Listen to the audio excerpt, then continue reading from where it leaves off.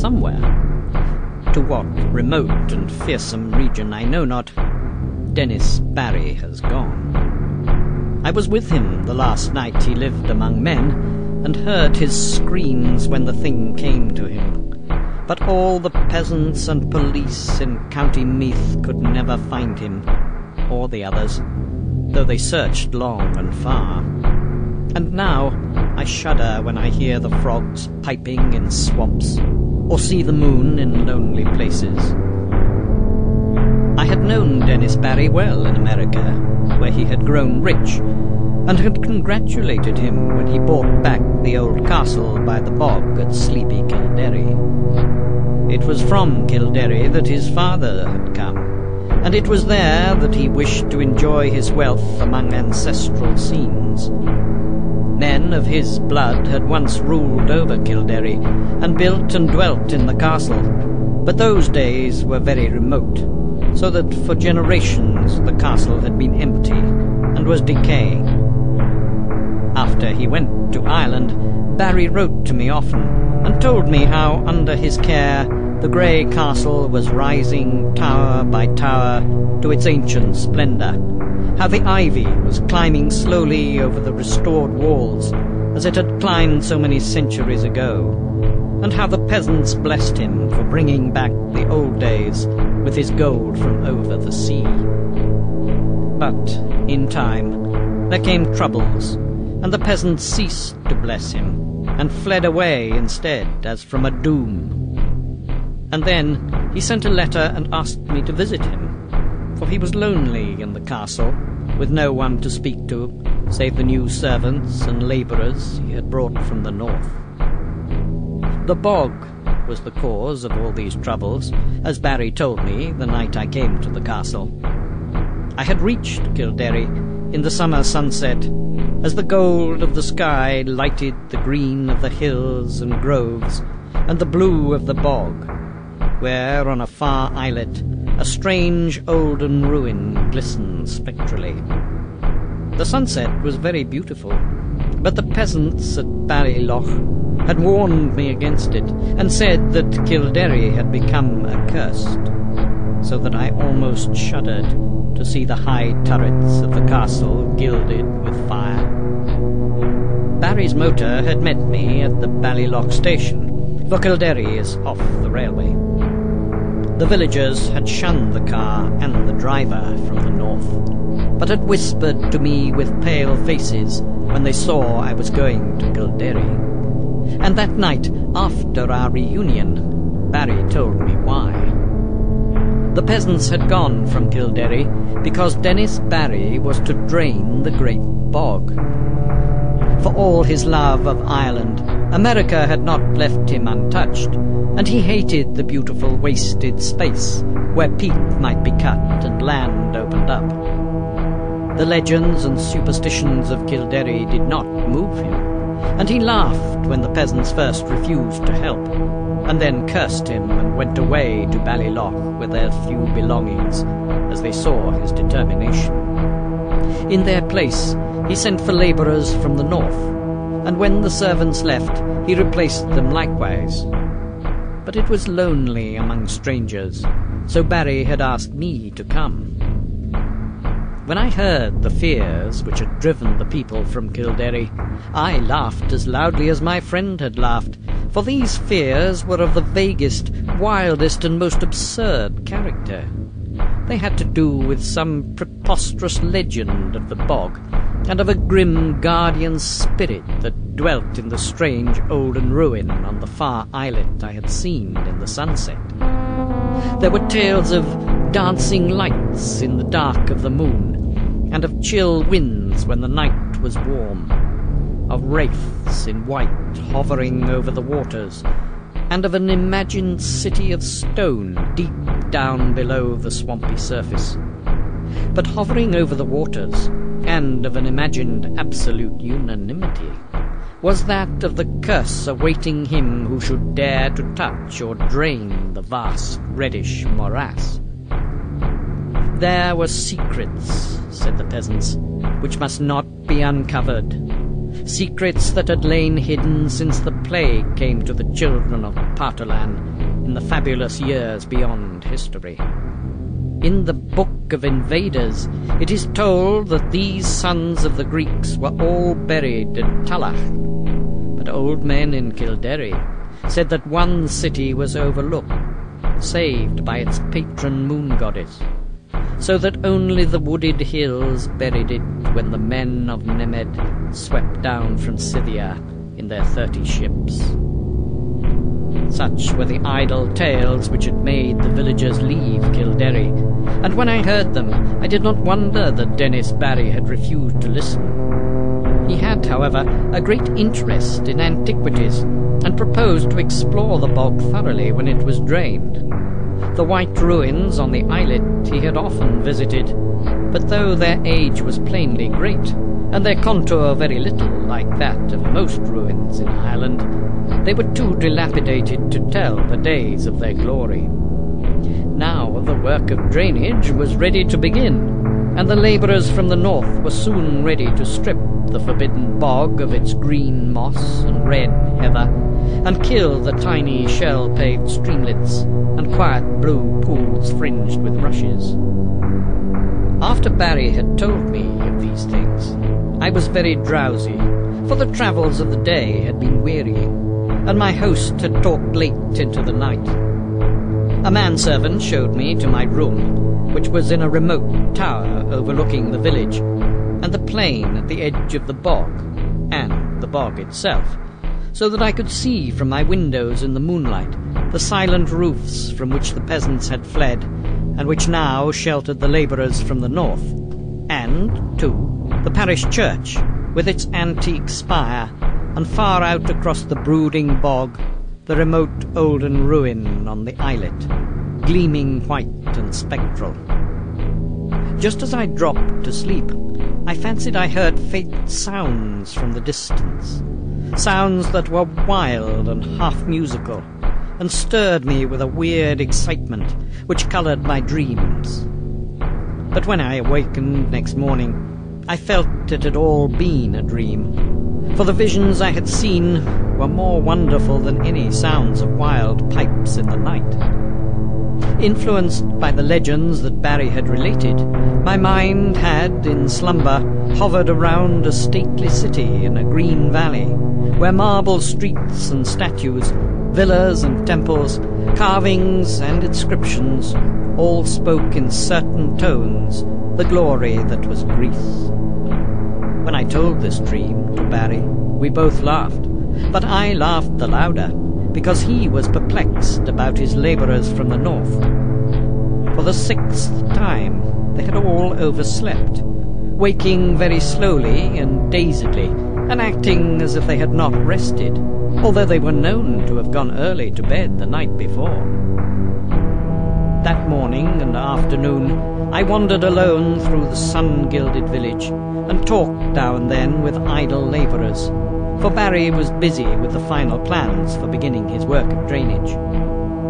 The labourers were not as happy as they might have been, for most of them seemed uneasy over some dream which they had had, yet which they tried in vain to remember. I told them of my dream, but they were not interested till I spoke of the weird sounds I thought I had heard. Then they looked oddly at me, and said that they seemed to remember weird sounds too. In the evening, Barry dined with me and announced that he would begin the drainage in 2 days. I was glad, for although I disliked to see the moss and the heather and the little streams and lakes depart, I had a growing wish to discern the ancient secrets the deep matted peat might hide. And that night, my dreams of piping flutes and marble peristyle came to a sudden and disquieting end, for upon the city in the valley I saw a pestilence descend, and then a frightful avalanche of wooded slopes that covered the dead bodies in the streets, and left unburied only the temples of Artemis on the high peak, where the aged moon priestess Cleis lay cold and silent, with a crown of ivory on her silver head. I had said that I awakened suddenly and in alarm. For some time I could not tell whether I was waking or sleeping, for the sound of flutes still rang shrilly in my ears. But when I saw on the floor the icy moonbeams and the outlines of a latticed Gothic window, I decided I must be awake and in the castle of Kildare. Then I heard a clock from some remote landing below strike the hour of 2, and I knew I was awake. Yet still there came that monotonous piping from afar, wild, weird airs that made me think of some dance of fauns on distant Minalis. It would not let me sleep, and in impatience I sprang up and paced the floor. Only by chance did I go to the north window and look out upon the silent village and the plain at the edge of the bog. I had no wish to gaze abroad, for I wanted to sleep. But the flutes tormented me, and I had to do or see something. How could I have suspected the thing I was to behold? There, in the moonlight that flooded the spacious plain, was a spectacle which no mortal, having seen it, could ever forget. To the sound of reedy pipes that echoed over the bog, there glided silently and eerily a mixed throng of swaying figures, reeling through such a revel as the Sicilians may have danced to Demeter in the old days under the harvest moon beside the Seine. The wide plain, the golden moonlight, the shadowy moving forms, and above all the shrill, monotonous piping, produced an effect which almost paralyzed me. Yet I noted, amidst my fear, that half of these tireless, mechanical dancers were the labourers whom I had thought asleep, whilst the other half were strange, airy beings in white, half indeterminate in nature, but suggesting pale, wistful naiads from the haunted fountain.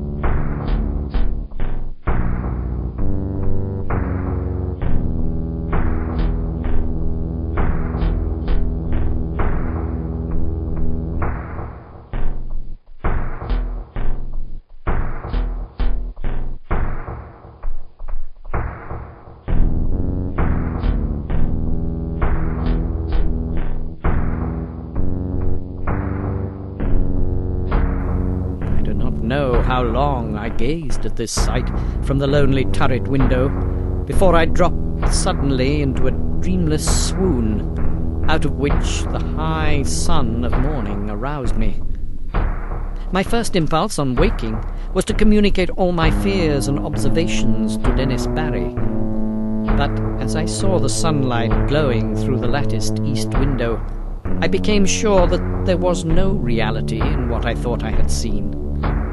I am given to strange phantasms, yet I'm never weak enough to believe in them. So, on this occasion, contented myself with questioning the labourers, who slept very late and recalled nothing of the previous night, save misty dreams of shrill sounds. This matter of the spectral piping harassed me greatly, and I wondered if the crickets of autumn had come before their time to vex the night and haunt the visions of men. Later in the day, I watched Barry in the library, poring over his plans for the great work, which was to begin on the morrow, and for the first time felt a touch of the same kind of fear that had driven the peasants away. For some unknown reason, I dreaded the thought of disturbing the ancient bog and its sunless secrets, and pictured terrible sights lying black under the unmeasured depth of age-old peat. That these secrets should be brought to light seemed injudicious, and I began to wish for an excuse to leave the castle and the village. I went so far as to talk casually to Barry on the subject, but did not dare continue after he gave his resounding laugh. So I was silent when the sun set fulgently over the far hills, and Kildare blazed all red and gold in a flame that seemed a portent. Whether the events of that night were reality or illusion, I shall never ascertain. Certainly they transcend anything we dream of in nature and the universe. Yet in no normal fashion can I explain those disappearances which were known to all men after it was over. I retired early and full of dread, and for a long time could not sleep in the uncanny silence of the tower.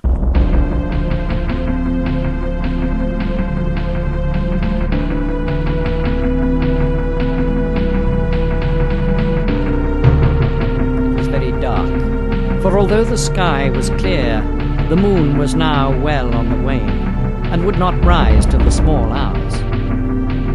I thought, as I lay there, of Dennis Barry, and of what would befall that bog when the day came, and found myself almost frantic with an impulse to rush out into the night, take Barry's car, and drive madly to Ballylough, out of the menaced lands. But before my fears could crystallize into action, I had fallen asleep, and gazed in dreams upon the city in the valley, cold and dead under a shroud of hideous shadow. Probably it was the shrill piping that awoke me, yet that piping was not what I noticed first when I opened my eyes. I was lying with my back to the east window overlooking the bog, where the waning moon would rise, and therefore expected to see light cast on the opposite wall before me. But I had not looked for such a sight as now appeared. Light indeed glowed on the panels ahead, but it was not any light that the moon gives. Terrible and piercing was the shaft of ruddy refulgence that streamed through the Gothic window, and the whole chamber was brilliant with a splendour intense and unearthly. My immediate actions were peculiar for such a situation, but it is only in tales that a man does the dramatic and foreseen thing. Instead of looking out across the bog, towards the source of the new light, I kept my eyes from the window in panic and fear, and clumsily drew on my clothing with some dazed idea of escape. I remember seizing my revolver and hat, but before it was over, I had lost them both without firing the one or donning the other. After a time, the fascination of the red radiance overcame my fright, and I crept to the east window and looked out whilst the maddening, incessant piping whined and reverberated through the castle and all over the village. Over the bog was a deluge of flaring light, scarlet and sinister, and pouring from the strange olden ruin on the far islet. The aspect of that ruin I cannot describe. I must have been mad, for it seemed to rise, majestic and undecayed, splendid and column-cinctured, the flame-reflecting marble of its entablature piercing the sky like the apex of a temple on a mountain-top.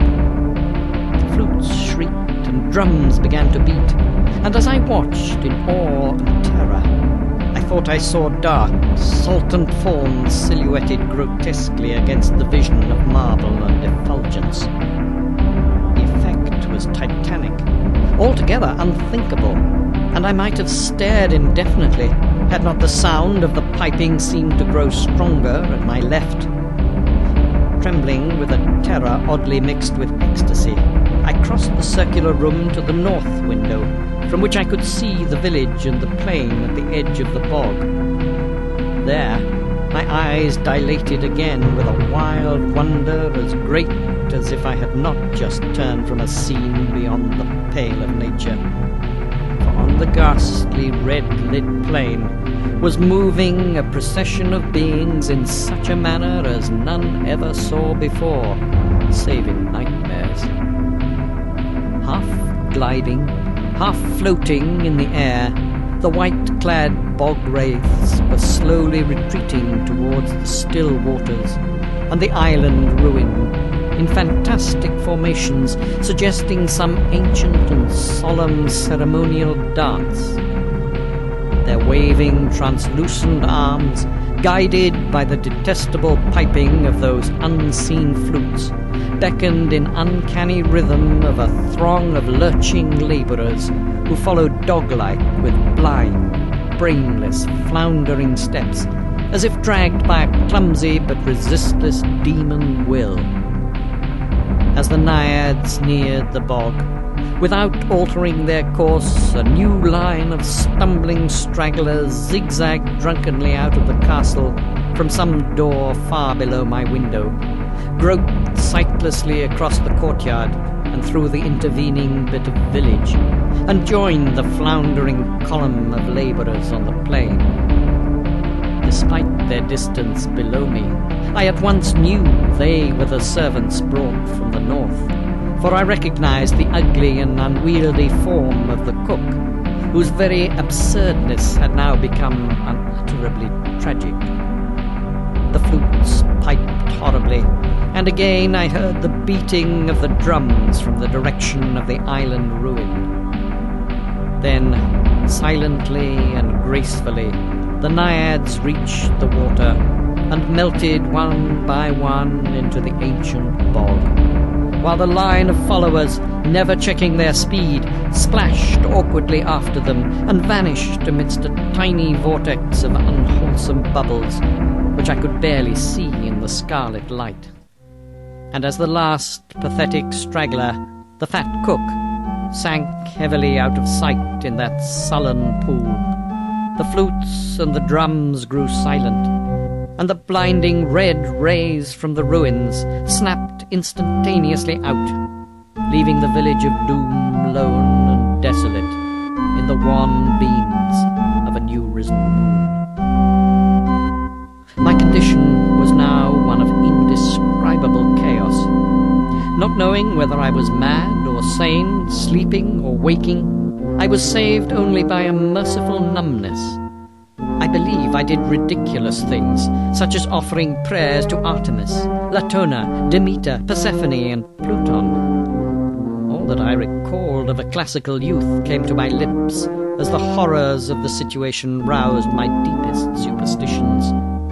I felt I had witnessed the death of a whole village, and knew I was alone in the castle with Dennis Barry, whose boldness had brought down a doom. As I thought of him, new terrors convulsed me, and I fell to the floor, not fainting, but physically helpless. Then I felt the icy blast from the east window, where the moon had risen, and began to hear the shrieks in the castle far below. Soon these shrieks had attained a magnitude and quality which cannot be written of, and which make me faint as I think of them. All I can say is that they came from something I had known as a friend. At some time during this shocking period, the cold wind and the screaming must have roused me, for my next impression is of racing madly through inky rooms and corridors, and out across the courtyard into the hideous night. They found me at dawn, wandering mindless near Ballyloch. But what unhinged me utterly was not any of the horrors I had seen or heard before. What I muttered about it as I came slowly out of the shadows was a pair of fantastic incidents which occurred in my flight. Incidents of no significance, yet which haunt me unceasingly when I am alone in certain marshy places or in the moonlight. As I fled from that accursed castle along the bog's edge, I heard a new sound, common, yet unlike any I had heard before at Kildare. The stagnant waters, lately quite devoid of animal life, now teemed with a horde of enormous slimy frogs, which piped shrilly and incessantly in tones strangely out of keeping with their size. They glistened, bloated and green in the moonbeams, and seemed to gaze up at the fount of light. I followed the gaze of one very fat and ugly frog, and saw the second of the things which drove my senses away. Stretching directly from the strange olden ruin on the far islet to the waning moon, my eyes seemed to trace a beam of faint, quivering radiance, having no reflection in the waters of the bog. And upward, along that pallid path, my fevered fancy pictured a thin shadow slowly writhing, a vague, contorted shadow, struggling as if drawn by unseen demons. Crazed as I was, I saw in that awful shadow a monstrous resemblance, a nauseous, unbelievable caricature, a blasphemous effigy of him who had been Dennis Barry.